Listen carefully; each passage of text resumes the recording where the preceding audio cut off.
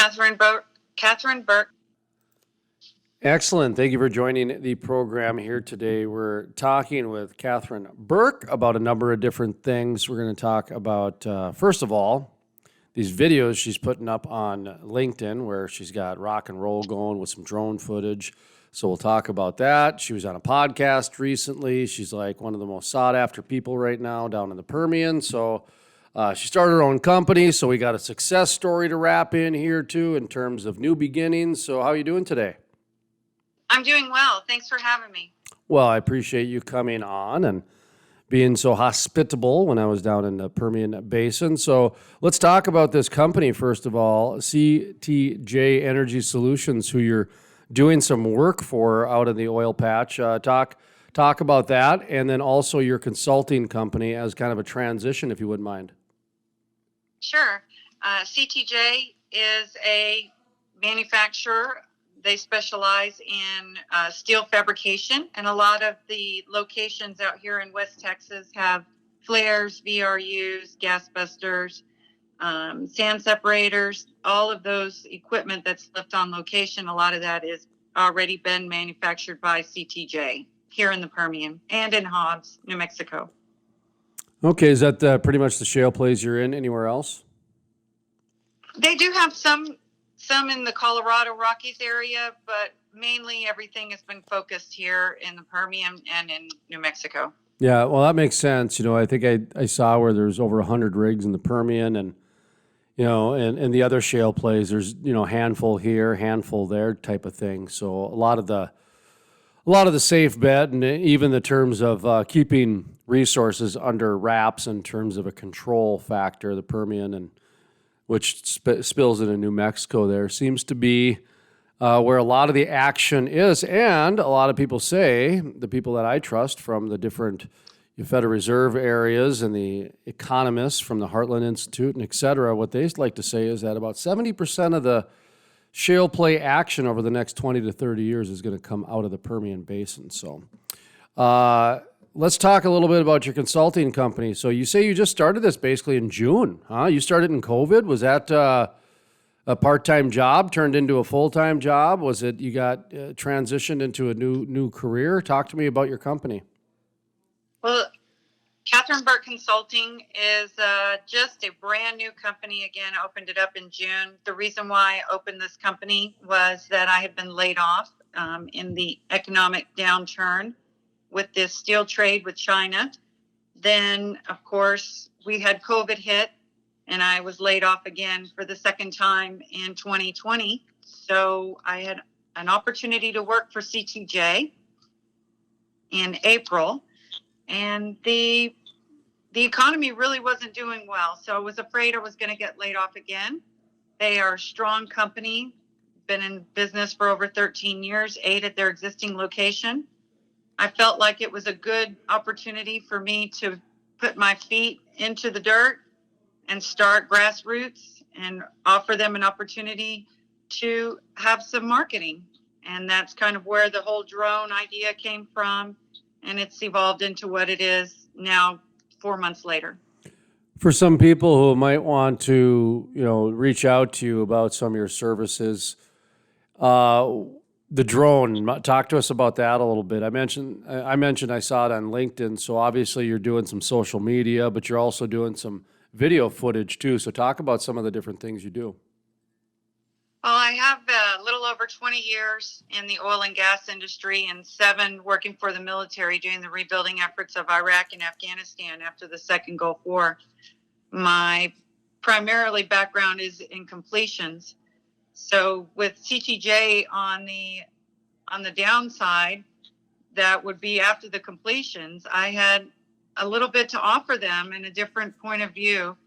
By utilizing the drone technology, I can highlight steel manufacturing, fabrication, and installation out on locations, which a lot of people don't realize. It is a blue-collar worker job, but it's very labor-intensive.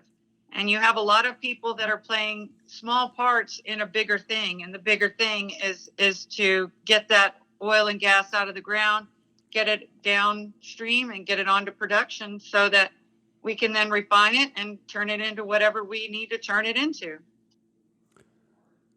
Recently, you were on a podcast I saw as well on social media. What was that? What was the name of the podcast again? The name of the podcast was It Happened on the Job. It Happened on the Job. Yes.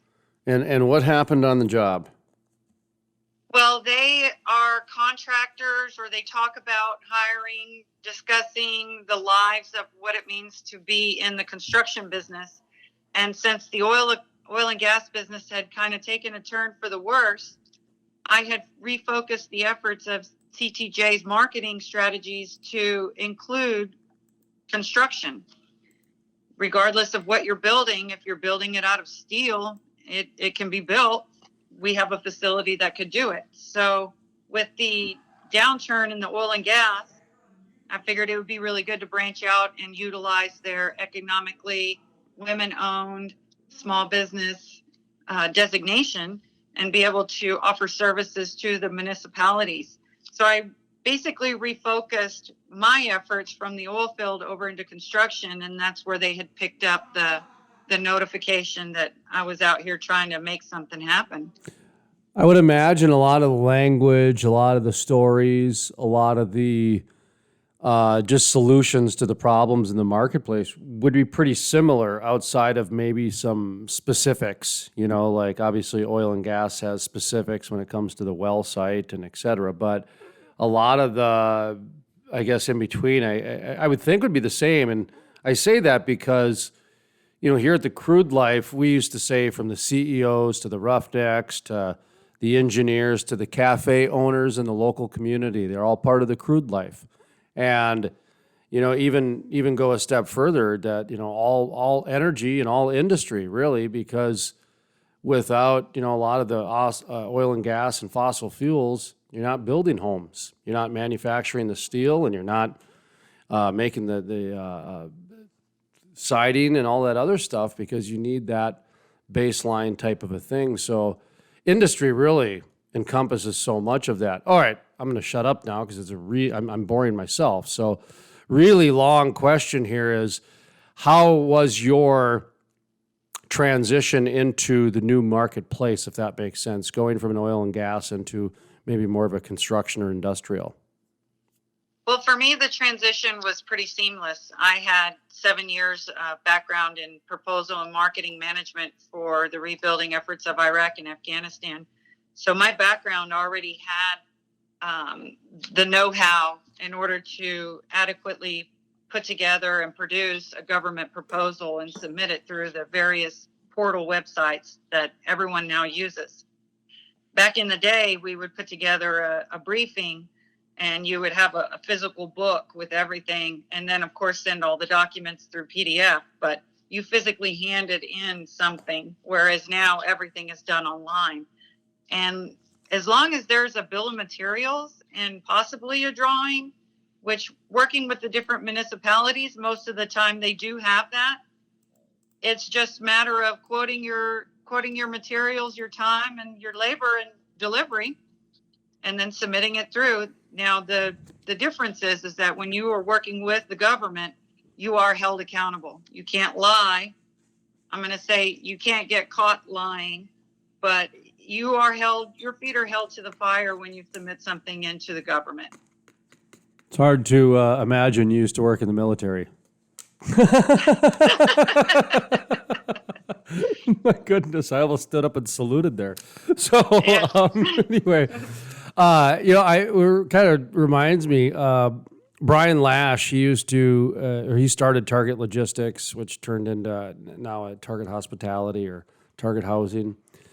And I'm trying to think of a few other names I can drop real quick, and I'm supposed to actually cite them as examples, but you know, when you start dropping CEO names, it turns more into a name dropping session. But to validate and illustrate what I'm talking about here is, we were making the comparison about the Army and the oil and gas industry from the brotherhood side, or whatever that's PC to be called now, to just the way that a lot of the man camps and the crew camps and the remote housing is set up, with the regimens that are set in. Do you see that at all? That there's a comparison with the way that a lot of the military had approached housing and operations to the oil and gas industry? Does that question make sense? Yes, it does. And I believe there is a direct line. The defects in the ACOEs, which are man camps, which we were setting up in Baghdad and Iraq, they were 19,000 strong. So once you take the logistics of putting together housing for that type of man camp show, you have to have all of the latrines, the administrative buildings. You got to have the showers. You have to have everything for those man camps to be self-sustainable. I think that the oil field has done a really good job of taking that technology from the government and applying it to our brothers and sisters in the oil field. You know, another area of expertise that you might have because of your background and your position and what you're doing has to really do with the kind of the community development side of things. I met you at a OCI International, Oilfield Connections International luncheon, and that's a form of community development. It's more of a professional B2B type of a thing. But with your marketing background, and you were obviously either in a place of leadership or taking a place of leadership there because you were very active, you'd be very well skilled to answer the question I'm about to ask you is, how do you think the oil and gas does when it comes to community development and giving back and et cetera, et cetera? Do you see that still happening, and just kind of your experiences, if you wouldn't mind? As of lately, I'm not 100% sure of what community involvement the oil and gas is playing. I believe that with schools not being in session or just now coming back online, oil and gas companies are at 50% or 25% personnel. I don't know exactly what the oil and gas is doing in the community efforts other than what I'm learning through the Oilfield Connections International. What I do see or have seen in the past and witnessed, I come from Key Energy Services, which is a service provider and very strong in most of Texas and a lot of places. And what we saw, the producers were giving back to the communities, building roads, sponsoring schools, any kind of leadership where you're bringing in meals. The community effort was large back in the 2009, 2007, 2008, 2009 at an unprecedented level. Anybody in the community could come to a Chesapeake back then and get whatever support they needed. I'm not 100% sure because I'm not in the service industry, as I'm in manufacturing, so I don't have my hand on the pulse. But back in the day, it was huge. Two things I wanna go in, and one's more of a comment, and then I'll redirect back to a question. One's kind of a snarky comment, but actually true because over the past 6 months, especially, it's been very hard to access a lot of companies, a lot of executives. Back in the 2009, 10, 11, 12, $100 oil, man, you could, like you said, walk into Chesapeake or walk into basically any oil and gas company, and they were there for you. They would help you, this and that. Maybe if they couldn't help you there on the spot, they'd at least direct you to somebody who needed help, et cetera. There was a lot of access, might be the best word, access. Now, man, these executives, it's like a rare albino elk sighting to find them now. It's very difficult. And I don't know if that's COVID related, if that's the industry's up against a lot of public scrutiny, if it's just that there's not a lot of activity. I'm not sure. I just know what the end result is. So I did want to point that out that, you know, I was kind of laughing because I'm like, wow, boy, normally people go right into the community development side, but you actually gave like a very, hey, this is boots on the ground as of 5 minutes ago. I haven't seen it here and here and here, and so I do appreciate that. Yes. But the point I wanted to get to is more about the body of work that's been done over the past 10 to 15, 20 years. Now, I've only seen over the past 10 years. And what I've seen is what you mentioned, and I think this is lost on people. And this is where I want to get your opinion because of your military background and what you just said, which is oil companies are building roads. They're giving money to the volunteer fire departments. 85% of firefighters in America are still volunteer. So they're making sure that volunteer fire departments have firefighting equipment and at least state of the last century, if not this century, technology. They're making sure that emergency services have equipment. That is the part that impressed me about oil and gas is they're really focused on those core elements that a community needs to stay healthy and safe. Do you understand what I'm saying there? Absolutely. They sponsor little league teams. They sponsor uniforms. They buy gloves and mitts and balls. The oil and gas has really given back a tremendous amount of money, time, energy, effort, resources to the communities in which they serve. The communities in which these oil and gas producers are, this is where their workforce comes from. These are your employees. And if you have a starving community, but you have a big oil and gas producer making all the money, it would be lopsided. So I do see the community effort both on the oil and gas side and being in the community as well.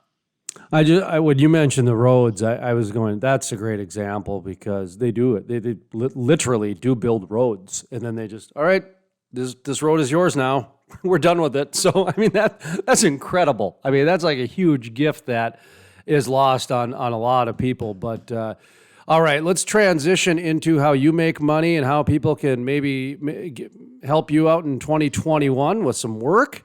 You know, boy, laid off twice and then start your own business and having some good activity, hustling out there, making some successes. So how can people get in touch with you? What are you looking for? Who's your direct client? Talk to me about that stuff, how people can utilize some of your services. Well, my contact information is Katherine Burk, B-U-R-K. My phone number is 682-290-1033. If you wanted to email me, you can email me at k.burk2010@Yahoo. And I'm on Instagram, Facebook, LinkedIn, Snapchat, WhatsApp, pretty much any of the social media platforms. And the target audience I'm looking for is anyone who is doing steel fabrication, whether you're making something really small or something really big. If it has to do with welders, blue collar workers, if you have a bill of materials or a drawing, or if you even need help with those bill of materials or the drawings, we have the people in place in order to help service your needs.